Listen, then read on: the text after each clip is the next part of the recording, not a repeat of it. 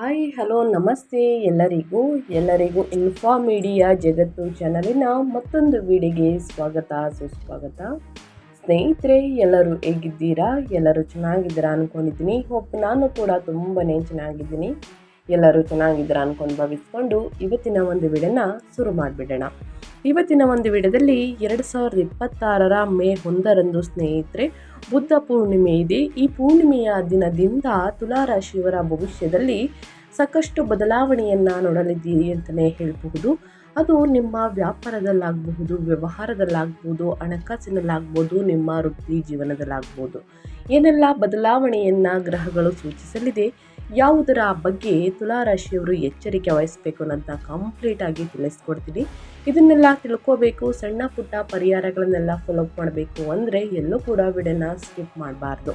ಅಂದರೆ ವಿಡಿಯೋನ ಕಟ್ ಮಾಡಿ ಓಡಿಸ್ಕೊಂಡೋಗಿ ನೋಡ್ತೀನಿ ಅಂದರೆ ಫುಲ್ ಇನ್ಫಾರ್ಮೇಷನ್ ಅರ್ಥ ಆಗಲ್ಲ. ಸೊ ಹಾಗಾಗಿ ಎಲ್ಲ ವಿಡಿಯೋದಲ್ಲೂ ತಿಳಿಸ್ತಾ ಇರ್ತೀನಿ. ಮೊದಲಿಂದ ಕೊನೆ ತನಕ ವಿಡಿಯೋನ ವಾಚ್ ಮಾಡಿ. ವಿಡಿಯೋದಲ್ಲಿ ಒಳ್ಳೆ ಮಾಹಿತಿ ಸಿಕ್ಕಿದ್ದಲ್ಲಿ ತಪ್ಪದೆ ವಿಡಿಯೋಗೊಂದು ಲೈಕ್ ಕೊಟ್ಟು, ಇನ್ನೂ ನನ್ನ ಚಾನಲ್ನ ಸಬ್ಸ್ಕ್ರೈಬ್ ಮಾಡ್ಕೊಳ್ಳೋದನ್ನೇ ನೋಡ್ತಿದ್ರೆ ದಯವಿಟ್ಟು ಇನ್ಫಾ ಮೀಡಿಯಾಗೆ ಸಬ್ಸ್ಕ್ರೈಬ್ ಆಗಿ ನಿಮ್ಮ ಅಭಿಪ್ರಾಯಗಳನ್ನು ಕಮೆಂಟ್ ಬಾಕ್ಸಲ್ಲಿ ತಿಳಿಸಬಹುದು. ಓಂ ನಮಃ ಶಿವಾಯ ಅಂತ ಕಮೆಂಟ್ ಮಾಡಿ. ಶಿವನ ಅನುಗ್ರಹದಿಂದ ನಿಮ್ಮ ಜೀವನದಲ್ಲಿರುವ ಕಷ್ಟಗಳು, ಸಮಸ್ಯೆಗಳು, ಅಡಚಣೆಗಳು ಎಲ್ಲವೂ ಕೂಡ ಸಂಪೂರ್ಣವಾಗಿ ನಿವಾರಣೆಯಾಗಿ ಉನ್ನತ ಆರೋಗ್ಯವನ್ನು ಪಡೆದುಕೊಂಡು ಸುಖ ಸಮೃದ್ಧಿ ಹೆಚ್ಚಳವಾಗಲಿ ತುಲಾರಾಶಿಯವರಿಗೆ ಅಂತ ಕೇಳ್ಕೊತಾ ವಿಡಿಯೋದ ಕಡೆ ಗಮನ ಕೊಟ್ಬಿಡೋಣ. ಹೌದು ಸ್ನೇಹಿತರೆ, ಮೊದಲನೇದಾಗಿ ಹುಣ್ಣಿಮೆಯ ಬಗ್ಗೆ ತಿಳಿಸ್ಕೊಡ್ತೀನಿ. ಆ ನಂತರ ನಿಮ್ಮ ವ್ಯಾಪಾರ ವ್ಯವಹಾರದ ಬಗ್ಗೆ ಇಂದಿನಿಂದ ಏನೆಲ್ಲ ಬದಲಾವಣೆಯನ್ನು ಮೇ ತಿಂಗಳಲ್ಲಿ ನೋಡಲಿದ್ದೀರಿ ತುಲಾರಾಶಿಯವರನ್ನ ನೋಡ್ತಾ ಹೋಗೋಣ. 2026 ಮೇ 1 ಬರುವಂತಹ ಹುಣ್ಣಿಮೆಯನ್ನು ವೈಶಾಖ ಪೂರ್ಣಿಮೆ ಎಂದು ಕರೆಯಲಾಗುತ್ತದೆ. ಇದು ಹಿಂದೂ ಸಂಪ್ರದಾಯದಲ್ಲಿ ಅತ್ಯಂತ ಪವಿತ್ರವಾದ ದಿನವಾಗಿದೆ ಅಂತಲೇ ಹೇಳಬಹುದು. ಮೇ 1, 2026 ಹುಣ್ಣಿಮೆಯ ಮಹತ್ವ ಮತ್ತು ವಿಶೇಷತೆಗಳ ಬಗ್ಗೆ ಕೇಳೋದಾದರೆ, ವೈಶಾಖ ಪೂರ್ಣಿಮೆ ಅಥವಾ ಬುದ್ಧ ಪೂರ್ಣಿಮೆ ಈ ದಿನವನ್ನು ಬುದ್ಧ ಜಯಂತಿ ಅಥವಾ ವೈಶಾಖ ಪೂರ್ಣಿಮೆ ಎಂದು ಕೂಡ ಆಚರಿಸಲಾಗುತ್ತದೆ. ಇದು ಭಗವಾನ್ ವಿಷ್ಣು, ಚಂದ್ರದೇವ ಮತ್ತು ಗೌತಮ ಬುದ್ಧನಿಗೆ ಸಮರ್ಪಿತವಾದಂತಹ ದಿನವಾಗಿದೆ ಅಂತಲೇ ಹೇಳಬಹುದು. ಮೇ 1ನೇ ತಾರೀಕು ಈ ದಿನ ಪವಿತ್ರ ನದಿಗಳಲ್ಲಿ ಸ್ನಾನ ಮತ್ತು ದಾನ ಧರ್ಮಗಳನ್ನು ಮಾಡುವುದರಿಂದ ನಿಮ್ಮ ಕಷ್ಟಗಳು ಕ್ರಮೇಣವಾಗಿ ಕಡಿಮೆಯಾಗಲಿದೆ. ವೈಶಾಖ ಹುಣ್ಣಿಮೆಯನ್ನು ಗಂಗಾ ಅಥವಾ ಯಾವುದೇ ಪವಿತ್ರ ನದಿಗಳಲ್ಲಿ ಸ್ನಾನ ಮಾಡುವುದು, ದಾನ ಧರ್ಮ ಮಾಡುವುದು ಅತ್ಯಂತ ಪುಣ್ಯಪ್ರದವೆಂದು ನಂಬಲಾಗಿದೆ ಸ್ನೇಹಿತರೆ. ಇನ್ನು ಸತ್ಯನಾರಾಯಣ ಪೂಜೆ, ಈ ದಿನದಂದು ಅನೇಕರು ಮನೆಯಲ್ಲಿ ಸತ್ಯನಾರಾಯಣ ಸ್ವಾಮಿ ಪೂಜೆಯನ್ನು ಮಾಡುತ್ತಾರೆ ಮತ್ತು ಉಪವಾಸ ವ್ರತವನ್ನು ಆಚರಿಸುತ್ತಾರೆ. ಇನ್ನು ಆಧ್ಯಾತ್ಮಿಕತೆ ಮತ್ತು ಶಾಂತಿ, ಜ್ಯೋತಿಷ್ಯದ ಪ್ರಕಾರ ಈ ದಿನ ಚಂದ್ರನು ಪೂರ್ಣ ಪ್ರಮಾಣದಲ್ಲಿ ಇರುವುದರಿಂದ ಮನಸ್ಸಿನ ಶಾಂತಿ, ಸಕಾರಾತ್ಮಕ ಶಕ್ತಿ ಮತ್ತು ಆಧ್ಯಾತ್ಮಿಕ ಅಭಿವೃದ್ಧಿಗೆ ಇದು ಅತ್ಯುತ್ತಮ ದಿನವಾಗಿದೆ ಅಂತಲೇ ಹೇಳಬಹುದು. ಇನ್ನು ವಿಶೇಷತೆ ಬಗ್ಗೆ ಹೇಳೋದಾದರೆ, ಈ ದಿನ ಬೆಲ್ಲದ ದೀಪ ಹಚ್ಚುವುದು, ಗಿಡಗಳಿಗೆ ನೀರನ್ನು ಹಾಕುವುದು, ವಿಶೇಷವಾಗಿ ತುಳಸಿ ಮುಂತಾದ ಧಾರ್ಮಿಕ ಆಚರಣೆಗಳನ್ನು ಮಾಡಲಾಗುತ್ತದೆ ಅಂತಲೇ ಹೇಳಬಹುದು. ಇನ್ನು ಸಾಕಷ್ಟು ಜನರು ಕೇಳ್ತಾ ಇರ್ತೀರ, ಹುಣ್ಣಿಮೆಯ ಸಮಯವನ್ನು ತಿಳಿಸ್ಕೊಡಿ, ಎಲ್ಲಿ ತನಕ ನಾವು ಮಾಡ್ಬೋದು ಪೂಜೆ ಪುನಸ್ಕಾರಗಳನ್ನು ಅಂತ. 2026 ಮೇ 1 ಹುಣ್ಣಿಮೆಯ ತಿಥಿಯು ಏಪ್ರಿಲ್ 30 ರಾತ್ರಿ 9:12 ಪ್ರಾರಂಭವಾಗಿ ಮೇ 1 ರಾತ್ರಿ 10:52 ಮುಕ್ತಾಯವಾಗುತ್ತದೆ ಸ್ನೇಹಿತರೆ. ಸೊ 10:52 ಒಳಗೆ ನೀವು ಪೂಜೆ ಪುನಸ್ಕಾರಗಳನ್ನು ಮಾಡಬಹುದು. ಇನ್ನು ದಾನ ಧರ್ಮಗಳನ್ನು ಮಾಡಬಹುದು ಸ್ನೇಹಿತರೆ. ಏನೆಲ್ಲ ಬದಲಾವಣೆಯನ್ನು ನಿಮ್ಮ ವ್ಯಾಪಾರ ವ್ಯವಹಾರದಲ್ಲಿ, ಹಣಕಾಸಿನಲ್ಲಿ, ವೃತ್ತಿ ಜೀವನದಲ್ಲಿ, ಉದ್ಯೋಗದಲ್ಲಿ ಏನೆಲ್ಲ ಬದಲಾವಣೆಗಳನ್ನು ತುಲಾರಾಶಿಯವರು ಮೇ 1 ನೋಡಲಿದ್ದೀರಿ, ಯಾವುದರ ಬಗ್ಗೆ ಬಹಳಷ್ಟು ಎಚ್ಚರಿಕೆ ವಹಿಸಬೇಕು ಅನ್ನೋದನ್ನ ನೋಡ್ತಾ ಹೋಗೋಣ. ಯಾಕಂದರೆ ಸ್ನೇಹಿತರೆ, ಹುಣ್ಣಿಮೆ ಅಮಾವಾಸ್ಯೆ ಅನ್ನುವುದು ಸ್ನೇಹಿತರೆ ಒಂಥರ ಪವಿತ್ರವಾದದ್ದು ಅಂತಲೇ ಹೇಳ್ಬೋದು. ಈ ದಿನ ನಾವು ದಾನ ಧರ್ಮಗಳನ್ನು ಮಾಡಿದರೆ ಸ್ನೇಹಿತರೆ, ನಿಮ್ಮ ಜೀವನದಲ್ಲಿರುವಂತಹ ಕಷ್ಟಗಳು, ಸಮಸ್ಯೆಗಳು, ಅಡಚಣೆಗಳು, ತೊಂದರೆಗಳು ಸಂಪೂರ್ಣವಾಗಿ ನಿವಾರಣೆಯಾಗಲಿದೆ. ನಾರ್ಮಲ್ ಡೇಸಲ್ಲಿ ನೀವು ಪೂಜೆ ಪುನಸ್ಕಾರಗಳನ್ನು ಮಾಡುವುದು, ಪರಿಹಾರವನ್ನು ಮಾಡುವುದಕ್ಕಿಂತ ಹೆಚ್ಚಾಗಿ ಹುಣ್ಣಿಮೆಯ ಸಮಯದಲ್ಲಿ ಮತ್ತು ಅಮಾವಾಸ್ಯೆಯ ಸಮಯದಲ್ಲಿ ಪೂಜೆ ಪುನಸ್ಕಾರಗಳನ್ನು ಮಾಡಿ ನೋಡಿ ಸ್ನೇಹಿತರೆ, ಖಂಡಿತವಾಗಿಯೂ ಫಲ ನೀಡಲಿದೆ ಅಂತಲೇ ಹೇಳಬಹುದು. ಇನ್ನು ಹೋರಾಟದ ಮನೋಭಾವ ಮತ್ತು ಅಸಾಧಾರಣ ಆರ್ಥಿಕ ಲಾಭಗಳು ಅಂತಲೇ ಹೇಳಬಹುದು ತುಲಾರಾಶಿಯವರಿಗೆ. ಸ್ನೇಹಿತರೆ, ಮೇ 2026 ನಿಮ್ಮ ಧೈರ್ಯ, ಹೋರಾಟದ ಮನೋಭಾವ ಮತ್ತು ಸಾರ್ವಜನಿಕ ಸಂಪರ್ಕಗಳನ್ನು ಉನ್ನತ ಮಟ್ಟಕ್ಕೆ ಕೊಂಡೊಯ್ಯುತ್ತದೆ. ತಿಂಗಳ ಆರಂಭದಲ್ಲಿ ನಿಮ್ಮ ಯೋಗಕಾರಕ ಶನಿ ಮತ್ತು 2 ಮತ್ತು 7ನೇ ಅಧಿಪತಿಯಾದ ಮಂಗಳ ನಿಮ್ಮ 6ನೇ ಮನೆಯಲ್ಲಿ ಮೀನ ರಾಶಿಯಲ್ಲಿ ಸೇರುತ್ತಾರೆ. 6ನೇ ಮನೆಯಲ್ಲಿ ಶತ್ರು ರೋಗ ಋಣಸ್ಥಾನ ಅಂತಲೇ ಹೇಳಬಹುದು. ಪಾಪದ ಗ್ರಹಗಳ ಸಂಚಾರವು ಶತ್ರುಗಳನ್ನು ನಾಶ ಮಾಡಲು ಮತ್ತು ಸಾಲಗಳನ್ನು ತೀರಿಸಲು ಅತ್ಯಂತ ಮಂಗಳಕರವಾಗಿದೆ. ಕಚೇರಿಯಲ್ಲಿ ಅಥವಾ ಸ್ಪರ್ಧೆಯಲ್ಲಿ ನಿಮ್ಮ ದಿಟ್ಟ ಮತ್ತು ಧೈರ್ಯಶಾಲಿ ನಿರ್ಧಾರಗಳು ನಿಮ್ಮನ್ನು ಒಬ್ಬ ಸ್ಪಷ್ಟ ವಿಜೇತರನ್ನಾಗಿ ಎದ್ದು ಕಾಣುವಂತೆ ಮಾಡುತ್ತದೆ. ಮತ್ತೊಂದೆಡೆ ಮೇ ತಿಂಗಳಲ್ಲಿ ಸ್ನೇಹಿತರೆ, ನಿಮ್ಮ ಲಾಭಾಧಿಪತಿಯಾದ ಸೂರ್ಯನು 11ನೇ ಮತ್ತು ನಿಮ್ಮ 7ನೇ ಮನೆಯಲ್ಲಿ ಉಚ್ಚ ಸ್ಥಿತಿಯನ್ನು ತಲುಪುವುದು ವ್ಯಾಪಾರ ಮಾಲೀಕರಿಗೆ ಒಂದು ಸುವರ್ಣಾವಕಾಶವಿದ್ದಂತೆ. ಇದು ಸಮಾಜದಲ್ಲಿ ದೊಡ್ಡ ಕೀರ್ತಿ ಮತ್ತು ಲಾಭವನ್ನು ತರುತ್ತದೆ. ಅದ್ಯಾಗೋ ನಿಮ್ಮ ಲಗ್ನಾಧಿಪತಿಯಾದ ಶುಕ್ರನು ಇದೇ ತಿಂಗಳಲ್ಲಿ 8ನೇ ಮನೆಗೆ ತನ್ನ ಸ್ವಂತ ರಾಶಿಯಾದ ಋಷಭಕ್ಕೆ ಚಲಿಸುವುದರಿಂದ ಹಠಾತ್ ವೈಯಕ್ತಿಕ ಬದಲಾವಣೆಗಳು ಅಥವಾ ರಹಸ್ಯದ ವಿಷಯಗಳ ಬಗ್ಗೆ ನಿಮ್ಮ ಆಸಕ್ತಿಯನ್ನು ಹೆಚ್ಚಿಸುತ್ತದೆ ಅಂತಲೇ ಹೇಳಬಹುದು. ಒಟ್ಟಾರೆಯಾಗಿ ತುಲಾರಾಶಿಯವರು ಏನೆಲ್ಲ ಬದಲಾವಣೆಯನ್ನು ನೋಡಲಿದ್ದೀರಿ, ಯಾವುದರ ಬಗ್ಗೆ ಎಚ್ಚರಿಕೆ ವಹಿಸಬೇಕು ಅನ್ನೋದನ್ನ ಕಂಪ್ಲೀಟಾಗಿ ತಿಳಿಸ್ಕೊಟ್ಟಿದ್ದೀನಿ. ಈ ತಿಂಗಳಲ್ಲಿ ಅನುಸರಿಸಬೇಕಾದ ಜ್ಯೋತಿಷ್ಯದ ಪರಿಹಾರಗಳನ್ನು ಕೂಡ ತಿಳಿಸ್ಕೊಡ್ತೀನಿ. ಈ ಪರಿಹಾರಗಳನ್ನು ಅನುಸರಿಸಿ ಕಷ್ಟಗಳು ಸಮಸ್ಯೆಗಳು ಕ್ರಮೇಣವಾಗಿ ಕಡಿಮೆಯಾಗಲಿದೆ. ಇನ್ನು ಗ್ರಹಗಳ ಸಂಚಾರ ಹೇಗಿರಲಿದೆ ಮೇ 1ರಿಂದ ನೋಡೋದಾದರೆ, ತುಲಾರಾಶಿಯವರಿಗೆ ಮೊದಲನೇದಾಗಿ ಸೂರ್ಯ 11ನೇ ಮನೆಯ ಅಧಿಪತಿ 7ನೇ ಮನೆಯಲ್ಲಿ ಸಂಚರಿಸುತ್ತದೆ. ಭಾರಿ ಲಾಭಗಳು ಅಂದರೆ ಇದರ ಪ್ರಭಾವ ಯಾವ ರೀತಿ ಇರಲಿದೆ ಅಂದರೆ, ಭಾರಿ ವ್ಯಾಪಾರದ ಲಾಭಗಳು, ಅಧಿಕಾರ, ವೈವಾಹಿಕ ಜೀವನದಲ್ಲಿ ಅಹಂಕಾರದ ಪ್ರವೇಶ ಅಂತಲೇ ಹೇಳಬಹುದು. ಇನ್ನು ಶುಕ್ರ 1 ಮತ್ತು 8ನೇ ಮನೆಯ ಅಧಿಪತಿಯಾಗಿರುವಂತಹ ಶುಕ್ರ ಲಗ್ನಾಧಿಪತಿ 8ನೇ ಮನೆಯಲ್ಲಿ ಸಂಚರಿಸುತ್ತಿದೆ. ಹಠಾತ್ ಸಂಪತ್ತು, ಪಿತ್ರಾರ್ಜಿತ ಆಸ್ತಿಯ ಇತ್ಯರ್ಥ, ಆರೋಗ್ಯದ ರಕ್ಷಣೆ ಅಂತಲೇ ಹೇಳಬಹುದು. ಇನ್ನು ಬುಧ 9 ಮತ್ತು 12ನೇ ಮನೆಯ ಅಧಿಪತಿ ಬುಧ 6ನೇ ಮನೆಯಲ್ಲಿ ಸಂಚರಿಸುತ್ತಿದೆ. ಪ್ರಯಾಣದಲ್ಲಿ ಅಡೆತಡೆಗಳು, ಸಂವಹನದ ದೋಷಗಳು, ತಂದೆಯ ಆರೋಗ್ಯ ಅಂತಲೇ ಹೇಳಬಹುದು. ಇನ್ನು ಮಂಗಳ 2 ಮತ್ತು 7ನೇ ಮನೆಯ ಅಧಿಪತಿಯಾಗಿರುವ ಮಂಗಳ 6ನೇ ಮನೆಯಲ್ಲಿ ಸಂಚರಿಸುತ್ತಿದೆ. ಮೀನದಲ್ಲಿ ಸ್ನೇಹಿತರೆ, ಶತ್ರುಗಳ ಮೇಲೆ ಮೇಲ್ಗೈ ಸಾಧಿಸುತ್ತದೆ. ಸಾಲ ತೀರಿಸುವುದು, ಸಂಗಾತಿಯೊಂದಿಗೆ ಸಣ್ಣ ಭಿನ್ನಾಭಿಪ್ರಾಯಗಳು ಹೆಚ್ಚಾಗಲಿದೆ.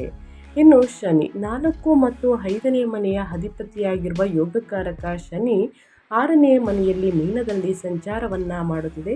ಸ್ಪರ್ಧಾತ್ಮಕ ಪರೀಕ್ಷೆಗಳಲ್ಲಿ ಯಶಸ್ಸು, ಕಠಿಣ ಪರಿಶ್ರಮಕ್ಕೆ ತಕ್ಕ ಪ್ರತಿಫಲ ಅನುಕೂಲಕರ ಅಂತಲೇ ಹೇಳಬಹುದು. ಒಟ್ಟಾರೆಯಾಗಿ ಗ್ರಹಗಳ ಸಂಚಾರದಿಂದ, ಗ್ರಹಗಳ ಸ್ಥಾನ ಬದಲಾವಣೆಯಿಂದ ಏನೆಲ್ಲ ಬದಲಾವಣೆಯನ್ನು ತುಲಾರಾಶಿಯವರು ನೋಡಲಿದ್ದೀರಿ, ಯಾವುದರ ಬಗ್ಗೆ ಎಚ್ಚರಿಕೆ ವಹಿಸಬೇಕು ಅನ್ನೋದನ್ನ ಕಂಪ್ಲೀಟಾಗಿ ತಿಳಿಸ್ಕೊಟ್ಟಿದ್ದೀನಿ. ಇಷ್ಟರಲ್ಲಿ ನಿಮಗೆ ಏನೇ ಡೌಟ್ಸ್ ಇದ್ದರೂ ಕೂಡ ಕಮೆಂಟ್ ಮಾಡ್ಬೋದು, ಖಂಡಿತವಾಗಿಯೂ ಆನ್ಸರ್ ಮಾಡ್ತೀನಿ ಅಂತ ಹೇಳ್ತಾ, ಇನ್ನು ಮುಂದಿನದಾಗಿ ಹೇಳೋದಾದರೆ ವ್ಯಾಪಾರ ವ್ಯವಹಾರದ ಬಗ್ಗೆ, ಸ್ವಯಂ ಉದ್ಯೋಗದ ಬಗ್ಗೆ, ಪಾಲುದಾರಿಕೆಯ ಬಗ್ಗೆ ಹೇಳೋದಾದರೆ ಮೇ 1ರಿಂದ ಹುಣ್ಣಿಮೆಯ ದಿನದಿಂದ ಏನೆಲ್ಲ ಬದಲಾವಣೆಯನ್ನು ತುಲಾರಾಶಿಯವರು ನೋಡಲಿದ್ದೀರಿ ಅಂದರೆ, ವ್ಯಾಪಾರದ ಮಾಲೀಕರಿಗೆ ಸ್ನೇಹಿತರೆ ಈ ತಿಂಗಳು ಉತ್ತಮ ತಿಂಗಳು ಅಂತಲೇ ಹೇಳಬಹುದು. ನಿಮ್ಮ ಲಾಭಾಧಿಪತಿಯಾದ ಸೂರ್ಯನು 7ನೇ ಮನೆಯಲ್ಲಿ ವ್ಯಾಪಾರದ ಮನೆ ಉಚ್ಚ ಸ್ಥಿತಿಯನ್ನು ಸಾಧಿಸುವುದು ಭಾರಿ ಅದೃಷ್ಟದ ಸಂಕೇತವಾಗಿದೆ.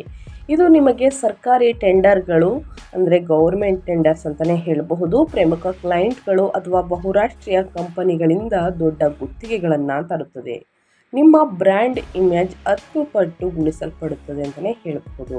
ಒಂದು ಸಣ್ಣ ಎಚ್ಚರಿಕೆ ಏನಂದರೆ, 7ನೇ ವ್ಯಾಪಾರ ಅಧಿಪತಿಯಾದ ಮಂಗಳನು 6ನೇ ಮನೆಯಲ್ಲಿ ಅಂದರೆ ರೋಗ ವಿವಾದಗಳ ಮನೆ ಇರುವುದರಿಂದ ಲಾಭದ ಹಂಚಿಕೆಗೆ ಸಂಬಂಧಿಸಿದಂತೆ ವ್ಯಾಪಾರ ಪಾಲುದಾರರೊಂದಿಗೆ ಸಣ್ಣ ಭಿನ್ನಾಭಿಪ್ರಾಯಗಳು ಬರಬಹುದು. ನನ್ನಿಂದಲೇ ಎಲ್ಲವೂ ನಡೀತಿದೆ ಎಂಬ ಅಹಂಕಾರದ ಈಗೋ ಭಾವನೆ ಮೂಡಬಹುದು.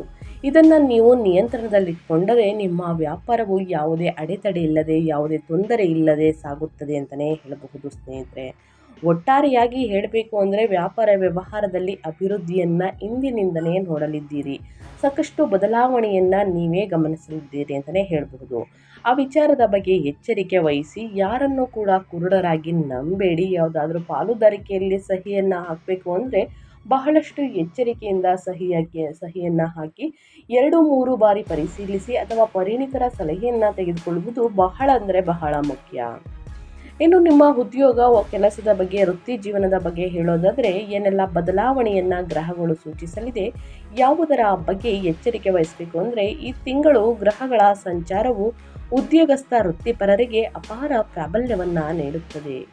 6ನೇ ಮನೆಯು ಸೇವೆಯ ಮನೆ ಅಂತಲೇ ಹೇಳ್ಬೋದು, ಉದ್ಯೋಗದ ಮನೆಯಾಗಿದೆ. ಇಲ್ಲಿ ಯೋಗಕಾರಕ ಶನಿ ಮತ್ತು ಮಂಗಳನ ಸಂಯೋಗದಿಂದ ಕಚೇರಿಯಲ್ಲಿ ಎಲ್ಲರೂ ನಿಮ್ಮ ದೃಢ ನಿಶ್ಚಯ ಮತ್ತು ಕಾರ್ಯಕ್ಷಮತೆಯಿಂದ ಬೆರಗಾಗುತ್ತಾರೆ. ಸ್ಥಗಿತಗೊಂಡಿದ್ದ ಅಥವಾ ಸಂಕೀರ್ಣವಾದ ಪ್ರಾಜೆಕ್ಟ್ಗಳನ್ನು ಪೂರ್ಣಗೊಳಿಸುವಲ್ಲಿ ನೀವು ಮುಂಚೂಣಿಯಲ್ಲಿರುತ್ತೀರಿ. ನಿಮ್ಮ ವಿರುದ್ಧ ಪಿತೂರಿಯನ್ನು ನಡೆಸುವವರು ಸಹ ನಿಮ್ಮ ಎದುರು ತಲೆಬಾಗುವಂತರಾಗುತ್ತಾರೆ. ಇದೇ ತಿಂಗಳಲ್ಲಿ 11ನೇ ಅಧಿಪತಿಯಾಗಿರುವ ಸೂರ್ಯನು 7ನೇ ಮನೆಯಲ್ಲಿ ಉಚ್ಚನಾಗುವುದು ಕೆಲಸದ ಸ್ಥಳದಲ್ಲಿ ನಿಮ್ಮ ಪ್ರಭಾವವನ್ನು ಇನ್ನಷ್ಟು ಹೆಚ್ಚಿಸುತ್ತದೆ. ಉನ್ನತ ಅಧಿಕಾರಿಗಳಿಂದ ನಿಮಗೆ ಸಂಪೂರ್ಣ ಬೆಂಬಲ ಸಿಗುತ್ತದೆ. ಅದ್ಯಾಕೋ 9ನೇ ಅಧಿಪತಿಯಾಗಿರುವಂತಹ ಭಾಗ್ಯಾಧಿಪತಿಯಾಗಿರುವಂತಹ ಬುಧನು ನೀಚನಾಗಿರುವುದರಿಂದ ಅದೃಷ್ಟಕ್ಕಿಂತ ನಿಮ್ಮ ಕಠಿಣ ಪರಿಶ್ರಮವೇ ನಿಮ್ಮನ್ನು ಹೆಚ್ಚು ರಕ್ಷಿಸುತ್ತದೆ ಅಂತಲೇ ಹೇಳ್ಬೋದು. ಇತರರ ವಿಚಾರಗಳಲ್ಲಿ ಯಾವುದೇ ಕಾರಣಕ್ಕೂ ಹಸ್ತಕ್ಷೇಪವನ್ನು ಮಾಡದೆ ನಿಮ್ಮ ಕೆಲಸದತ್ತ ಗಮನ ಹರಿಸಿದರೆ ಖಂಡಿತವಾಗಿಯೂ ನಿಮಗೆ ಬಡ್ತಿ ಪ್ರಮೋಷನ್ ಖಚಿತ ಅಂತಲೇ ಹೇಳಬಹುದು. ತುಲಾರಾಶಿಯವರಿಗೆ ಯಾರನ್ನು ಕೂಡ ವ್ಯಾಪಾರ ವ್ಯವಹಾರದಲ್ಲಿ ನಿಮ್ಮ ಉದ್ಯೋಗದಲ್ಲಿ ಯಾವುದೇ ಕಾರಣಕ್ಕೂ ನಂಬುವುದಕ್ಕೆ ಹೋಗಬೇಡಿ. ನಿಮ್ಮ ನಿರ್ಧಾರವೇ ಅಂತಿಮ ನಿರ್ಧಾರವಾಗಲಿ. ಅವರ ಕೆಲಸದ ಬಗ್ಗೆ ನೀವು ಹಸ್ತಕ್ಷೇಪ ಮಾಡಬೇಡಿ. ನಿಮ್ಮ ಕೆಲಸದ ಬಗ್ಗೆ ಗಮನ ಕೊಡಿ ಸ್ನೇಹಿತರೆ, ಖಂಡಿತವಾಗಿಯೂ ಇದರಿಂದ ಪ್ರಮೋಷನ್ ಖಚಿತ. ಇನ್ನು ಮುಂದಿನದಾಗಿ ಹೇಳೋದಾದರೆ ಹಣಕಾಸಿನ ಬಗ್ಗೆ ಏನೆಲ್ಲ ಬದಲಾವಣೆಯನ್ನು ಗ್ರಹಗಳು ಸೂಚಿಸಲಿದೆ, ಯಾವುದರ ಬಗ್ಗೆ ಎಚ್ಚರಿಕೆ ವಹಿಸಬೇಕು ಅಂದರೆ, ಆರ್ಥಿಕವಾಗಿ ಈ ತಿಂಗಳು ಗಮನಾರ್ಹ ಪ್ರಗತಿಯನ್ನು ದಾಖಲಿಸುತ್ತದೆ. 2ನೇ ಧನಾಧಿಪತಿಯಾದ ಮಂಗಳನು 6ನೇ ಮನೆಯಲ್ಲಿ ಇರುವುದರಿಂದ ಇದು ಋಣಸ್ಥಾನ. ಹಳೆಯ ಸಾಲಗಳನ್ನು ತೀರಿಸಲು ನೀವು ಮಾರ್ಗಗಳನ್ನು ಕಂಡುಕೊಳ್ಳುವಿರಿ. ನೀವು ಸ್ವಲ್ಪ ಕಟ್ಟುನಿಟ್ಟಾಗಿ ವರ್ತಿಸಿದರೆ ಇತರರಿಗೆ ನೀಡಿದ ಕೈ ಸಾಲದ ಹಣವು ವಸೂಲಿಯಾಗುತ್ತದೆ. ಇದೇ ತಿಂಗಳಲ್ಲಿ ಸೂರ್ಯನ ನಿಮ್ಮ ಲಗ್ನದ ಮೇಲೆ ನೇರ ದೃಷ್ಟಿ ಬೀರುವುದರಿಂದ ಸೂರ್ಯನು ಸ್ನೇಹಿತರೆ ಮತ್ತು ಆತನು 11ನೇ ಮನೆಯ ಲಾಭಾಧಿಪತಿಯಾಗಿರುವುದರಿಂದಲೂ ಕೂಡ ಸಂಪತ್ತಿನ ಅನಿರೀಕ್ಷಿತ ಅರಿವನ್ನು ಖಚಿತಪಡಿಸುತ್ತದೆ. ಇದಲ್ಲದೆ ಇದೇ ತಿಂಗಳು ಲಗ್ನಾಧಿಪತಿಯಾದ ಶುಕ್ರ 8ನೇ ಮನೆಯಲ್ಲಿ ತನ್ನ ಸ್ವಂತ ರಾಶಿಗೆ ಚಲಿಸುವುದು ನಿಮ್ಮ ಜೀವನ ಸಂಗಾತಿಯ ಮೂಲಕ ಅಥವಾ ವಿಮೆ ಪಿತ್ರಾರ್ಜಿತ ಆಸ್ತಿಗಳ ರೂಪದಲ್ಲಿ ಹಠಾತ್ ಆರ್ಥಿಕ ಲಾಭಗಳನ್ನು ತರುತ್ತದೆ. ಒಟ್ಟಾರೆಯಾಗಿ ತುಲಾರಾಶಿಯವರು ಏನೆಲ್ಲ ಬದಲಾವಣೆಯನ್ನು ಗ್ರಹಗಳು ಸೂಚಿಸಲಿದೆ, ಯಾವುದರ ಬಗ್ಗೆ ಎಚ್ಚರಿಕೆ ವಹಿಸಬೇಕು ಅನ್ನೋದನ್ನ ಕಂಪ್ಲೀಟಾಗಿ ತಿಳಿಸ್ಕೊಟ್ಟಿದ್ದೀನಿ. ಇದರ ಬಗ್ಗೆ ಏನೇ ಡೌಟ್ಸ್ ಇದ್ರೂ ಕೂಡ ಕಮೆಂಟ್ ಮಾಡಿ. ಇದರ ಜೊತೆಗೆ ಈ ಅದೃಷ್ಟ ರಾಶಿ ನಿಮ್ಮ ಕುಟುಂಬದಲ್ಲಿ ಮತ್ತು ನಿಮ್ಮ ಸ್ನೇಹಿತರಲ್ಲಿ ಇದ್ದರೆ ದಯವಿಟ್ಟು ಅವರಿಗೆ ಕೂಡ ವಿಡಿಯೋವನ್ನು ಶೇರ್ ಮಾಡಿ. ನಿಮ್ಮ ಕಡೆಯಿಂದ ಅದೃಷ್ಟದ ಭವಿಷ್ಯವನ್ನು ಅವರು ಕೂಡ ತಿಳ್ಕೊಂಡಂಗಾಗುತ್ತೆ. ಇನ್ನು ನಿಮ್ಮ ಹೆಲ್ತ್ ಬಗ್ಗೆ ಹೇಳೋದಾದರೆ, ನಿಮ್ಮ ಆರೋಗ್ಯದಲ್ಲಿ ಯಾವುದರ ಬಗ್ಗೆ ಮುನ್ನೆಚ್ಚರಿಕೆಗಳನ್ನು ತೆಗೆದುಕೊಳ್ಬೇಕು, ಏನೆಲ್ಲ ಅದೃಷ್ಟವನ್ನು ನೋಡಲಿದ್ದೀರಿ ನಿಮ್ಮ ಹೆಲ್ತಲ್ಲಿ ಅಂದರೆ, ರೋಗಗಳ ಮನೆ ಅಂದರೆ 6ನೇ ಮನೆಯಲ್ಲಿ ಶನಿ ಸಂಚಾರ ಮತ್ತು ಮಂಗಳನ ಪ್ರಭಾವದಿಂದಾಗಿ ನಿಮ್ಮ ಹಳೆಯ ಕಾಯಿಲೆಗಳು ಅಥವಾ ಸ್ನೇಹಿತರೆ ನಿಮ್ಮ ಆರೋಗ್ಯವನ್ನು ನಿರ್ಲಕ್ಷಿಸುವುದು ಸೂಕ್ತವಲ್ಲ. ಹಳೆಯ ಕಾಯಿಲೆಗಳನ್ನು ಗುಣಪಡಿಸಲು ನೀವು ಸರಿಯಾದ ಔಷಧಿಯನ್ನು ಕಂಡುಕೊಳ್ಳಬಹುದಾದರೂ ಅತಿಯಾದ ಉಷ್ಣತೆ, ಹೊಟ್ಟೆಯಲ್ಲಿ ಉರಿ ಅಥವಾ ಸ್ನಾಯು ನೋವುಗಳಿಂದ ನೀವು ಬಳಲಬಹುದು. ಲಗ್ನಾಧಿಪತಿಯಾದ ಶುಕ್ರ 8ನೇ ಮನೆಯಲ್ಲಿ ಋಷಭದಲ್ಲಿ ತನ್ನ ಸ್ವಂತ ರಾಶಿಯಲ್ಲಿ ಇರುವುದು ನಿಮ್ಮ ಅಪಾರ ರಕ್ಷಣೆಯನ್ನು ನೀಡುತ್ತದೆ ಮತ್ತು ಆಯುಷ್ಯವನ್ನು ಹೆಚ್ಚಿಸುತ್ತದೆ. ಅದ್ಯಾಗೋ 7ನೇ ಮನೆಯಿಂದ ಹುಚ್ಚ ಸೂರ್ಯನ ನೇರ ದೃಷ್ಟಿಯು ನಿಮ್ಮ ಲಗ್ನದ ಮೇಲೆ ಬೀಳುವುದರಿಂದ ನಿಮ್ಮ ಕೋಪ ಮತ್ತು ರಕ್ತದೊತ್ತಡ ಅಂದರೆ BP ಕೂಡ ಹೆಚ್ಚಾಗಬಹುದು. ನಿಯಮಿತವಾಗಿ ನೀರನ್ನು ಕುಡಿಯುವುದು ಮತ್ತು ನಿಮ್ಮ ಕಣ್ಣುಗಳು ಹಾಗೂ ಮೂತ್ರಪಿಂಡಗಳ ಬಗ್ಗೆ ಕಾಳಜಿ ವಹಿಸುವುದು ಸೂಕ್ತ. ಏಕೆಂದರೆ ಮುಂದಿನ ದಿನಗಳಲ್ಲಿ ನೀವು ಏನೇ ಸಂಪಾದನೆಯನ್ನು ಮಾಡ್ತೀವಿ, ವ್ಯಾಪಾರ ವ್ಯವಹಾರದಲ್ಲಿ ಅಭಿವೃದ್ಧಿಯನ್ನು ನೋಡ್ತೀವಿ ಅಂತಂದರೆ ಖಂಡಿತವಾಗಿಯೂ ನಿಮ್ಮ ಹೆಲ್ತ್ ಬಹಳ ಮುಖ್ಯ. ಸೊ ಹಾಗಾಗಿ ಮೊದಲು ನಿಮ್ಮ ಹೆಲ್ತ್ ಬಗ್ಗೆ ಗಮನ ಕೊಡಿ. ನೆಕ್ಸ್ಟ್ ಉಳಿದೆಲ್ಲ ಏನೇ ಸಮಸ್ಯೆಗಳು ಬಂದಿದ್ದಲ್ಲಿ ತಕ್ಷಣ ವೈದ್ಯರನ್ನು ಭೇಟಿಯಾಗಿ ಕೊಡುವಂತಹ ಸಲಹೆಗಳನ್ನು ಫಾಲೋ ಮಾಡಿ. ಇದರ ಜೊತೆಗೆ ಪ್ರತಿದಿನ ವ್ಯಾಯಾಮವನ್ನು ಮಾಡಿ, ಮೆಡಿಟೇಷನನ್ನು ಮಾಡಿ, ಒತ್ತಡವನ್ನು ಅತಿ ಹೆಚ್ಚಾಗಿ ತೆಗೆದುಕೊಳ್ಬೇಡಿ, ವಿಶ್ರಾಂತಿಯನ್ನು ತೆಗೆದುಕೊಳ್ಳಿ, ಚೆನ್ನಾಗಿ ನೀರನ್ನು ಕುಡಿಯಿರಿ. ತಾಪಮಾನ ಹೆಚ್ಚಿದೆ ಮೇ ತಿಂಗಳಲ್ಲೂ ಕೂಡ, ಸೊ ಹಾಗಾಗಿ ಚೆನ್ನಾಗಿ ನೀರನ್ನು ಕುಡಿಯಿರಿ. ಏನೆಲ್ಲ ಬದಲಾವಣೆಯನ್ನು ನಿಮ್ಮ ಹೆಲ್ತಲ್ಲಿ ನೋಡಲಿದ್ದೀರಿ, ಯಾವುದರ ಬಗ್ಗೆ ಎಚ್ಚರಿಕೆ ವಹಿಸಬೇಕು ಅನ್ನೋದನ್ನ ಕಂಪ್ಲೀಟಾಗಿ ತಿಳಿಸ್ಕೊಟ್ಟಿದ್ದೀನಿ. ಇದರ ಬಗ್ಗೆ ಏನೇ ಡೌಟ್ಸ್ ಇದ್ರೂ ಕೂಡ ಕಮೆಂಟ್ ಮಾಡಿ ಅಂತ ಹೇಳ್ತಾ, ಇನ್ನು ಕುಟುಂಬ ಮತ್ತು ವೈಯಕ್ತಿಕ ಜೀವನದ ಬಗ್ಗೆ ಹೇಳುತ್ತಿದ್ರೆ ಏನೆಲ್ಲ ಬದಲಾವಣೆಯನ್ನು ನೋಡಲಿದ್ದೀರಿ ಅಂದರೆ, 7ನೇ ಮನೆಯಲ್ಲಿ ಸಂಗಾತಿಯ ಮನೆ, ಹುಚ್ಚ ಸೂರ್ಯ ಮತ್ತು 6ನೇ ಮನೆಯಲ್ಲಿ ಶತ್ರುಗಳ ಮನೆ. 7ನೇ ಅಧಿಪತಿಯಾದ ಮಂಗಳನು ನಿಮ್ಮ ವೈವಾಹಿಕ ಜೀವನದಲ್ಲಿ ತೀವ್ರವಾದ ಅಹಂಕಾರದ ಘರ್ಷಣೆಗಳು ಮತ್ತು ಅಧಿಕಾರಕ್ಕಾಗಿನ ಹೋರಾಟವನ್ನು ಉಂಟು ಮಾಡುತ್ತಾರೆ. ನಾನು ಹೇಳಿದ್ದನ್ನೇ ನೀವು ಕೇಳಬೇಕು ಎಂಬ ನಿಮ್ಮ ವರ್ತನೆಯು ಗಂಡ ಹೆಂಡತಿಯ ನಡುವೆ ತಪ್ಪು ಗ್ರಹಿಕೆಗೆ ಕಾರಣವಾಗುತ್ತದೆ. ಒಬ್ಬರಿಗೊಬ್ಬರು ಆದಷ್ಟು ಸ್ನೇಹಿತರೆ ಹೊಂದಾಣಿಕೆಯನ್ನು ಇರುವುದು ಬಹಳ ಮುಖ್ಯ. 9ನೇ ಮನೆಯಲ್ಲಿ ಗುರುವಿನ ಸಂಚಾರವು ನಿಮ್ಮ ತಂದೆಯಿಂದ ಬೆಂಬಲವನ್ನು ಒದಗಿಸುತ್ತದೆ.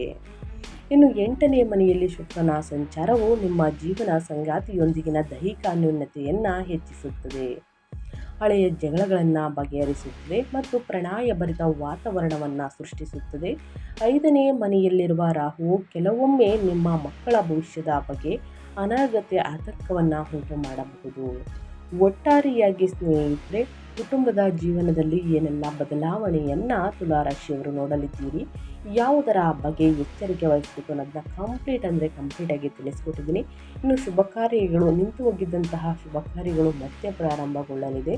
ಅವಿವಾಹಿತರಿಗೆ ಮದುವೆ ಪ್ರಸ್ತಾಪಗಳು ಕಂಕಣ ಭಾಗ್ಯ ಇದೆ ಅಂತಲೇ ಹೇಳಬಹುದು. ಇನ್ನು ನವಜೋಡಿಗಳಿಗೆ ಸಂತಾನ ಭಾಗ್ಯದ ವಾರ್ತೆಯನ್ನು ಕೇಳಲಿದ್ದೀರಿ ತುಲಾರಾಶಿಯವರು ಸ್ನೇಹಿತರೆ. ಸೊ ಹಾಗಾಗಿ ಸಾಕಷ್ಟು ಬದಲಾವಣೆಯನ್ನು ನೋಡಲಿದ್ದೀರಿ. ಹೊಂದಾಣಿಕೆಯಿಂದ ಇರಿ. ಸಣ್ಣ ಪುಟ್ಟ ಮನಸ್ತಾಪಗಳು ಬಂದಿದ್ದಲ್ಲಿ ಅಲ್ಲಿಗಲ್ಲೇ ಬಗೆಹರಿಸಿಕೊಳ್ಳುವುದು ಉತ್ತಮ.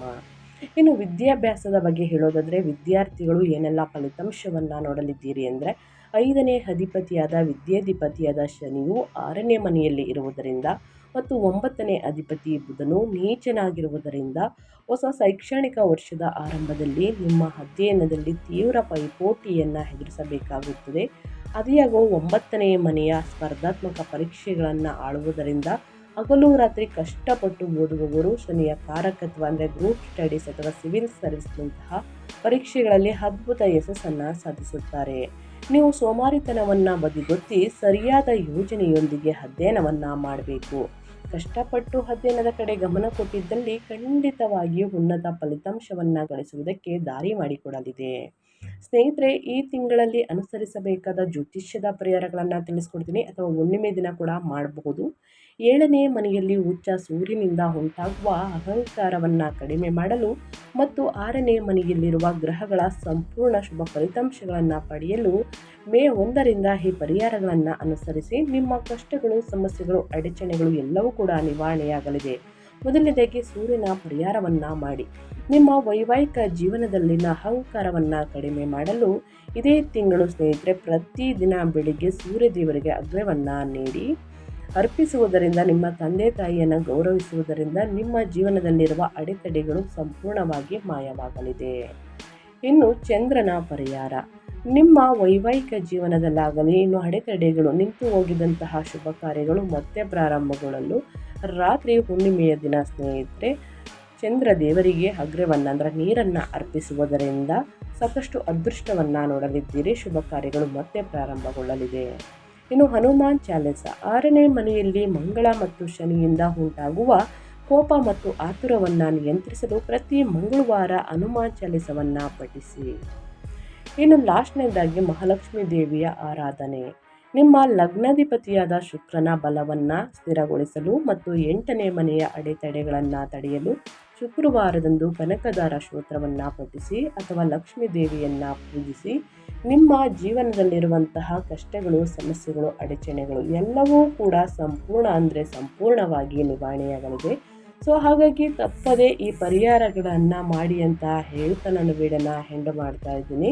ತುಲಾರಾಶಿಯವರಿಗೆ ಈ ವಿಡಿಯೋದಲ್ಲಿ ಒಳ್ಳೆಯ ಮಾಹಿತಿ ಸಿಕ್ಕಿದ್ದಲ್ಲಿ, ಈ ವಿಡಿಯೋ ಯೂಸ್ಫುಲ್ ಅನಿಸಿದ್ದಲ್ಲಿ ವಿಡಿಯೋಗೆ ಇನ್ನೂ ಲೈಕ್ ಮಾಡಿಲ್ಲ ಅಂದರೆ ದಯವಿಟ್ಟು ಲೈಕ್ ಮಾಡಿ. ಇನ್ನೂ ನನ್ನ ಚಾನಲ್ನ ಸಬ್ಸ್ಕ್ರೈಬ್ ಮಾಡ್ಕೊಂಡಿಲ್ಲ ಅಂದರೆ ಇನ್ಫಾರ್ಮೇಡಿಯಾಗೆ ಸಬ್ಸ್ಕ್ರೈಬ್ ಆಗಿ ನಿಮ್ಮ ಅಭಿಪ್ರಾಯಗಳನ್ನು ಕಮೆಂಟ್ ಬಾಕ್ಸಲ್ಲಿ ತಿಳಿಸಬಹುದು. ಯಾರೆಲ್ಲ ಸಬ್ಸ್ಕ್ರೈಬ್ ಮಾಡಿಕೊಂಡು ಪ್ರತಿನಿತ್ಯ ವಿಡಿಯೋ ವಾಚ್ ಮಾಡ್ತಿದ್ದೀರಾ ಅಂಥವರಿಗೆ ಥ್ಯಾಂಕ್ ಯು ಸೋ ಮಚ್ ಅಂತ ಹೇಳ್ತಾ, ನಿಮಗೂ ಮತ್ತು ನಿಮ್ಮ ಕುಟುಂಬಕ್ಕೆ ಶಿವನ ಅನುಗ್ರಹ, ಶನಿದೇವರ ಕೃಪೆ ನಿಮ್ಮ ಮೇಲಿರಲಿ ಅಂತ ಹೇಳ್ತಾ ಮತ್ತೊಂದು ವಿಡಿಯೋ ಜೊತೆ ಮತ್ತೊಂದು ಹೊಸ ಭವಿಷ್ಯದಲ್ಲಿ ಹೊಸ ಅಪ್ಡೇಟಲ್ಲಿ ಸಿಗ್ತೀನಿ. Thank you for watching.